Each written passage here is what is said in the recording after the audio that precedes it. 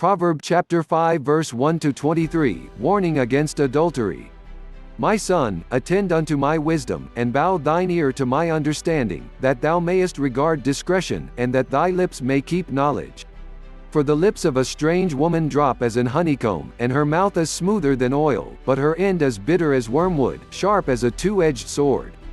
Her feet go down to death, her steps take hold on hell. Lest thou shouldest ponder the path of life, her ways are movable, that thou canst not know them. Hear me now therefore, O ye children, and depart not from the words of my mouth.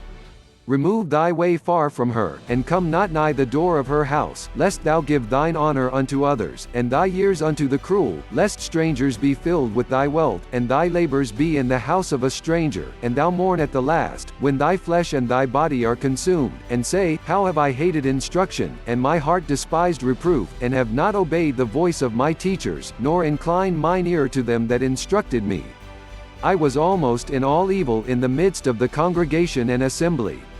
Drink waters out of thine own cistern, and running waters out of thine own well. Let thy fountains be dispersed abroad, and rivers of waters in the streets. Let them be only thine own, and not strangers with thee. Let thy fountain be blessed, and rejoice with the wife of thy youth. Let her be as the loving hind and pleasant roe, let her breasts satisfy thee at all times, and be thou ravished always with her love.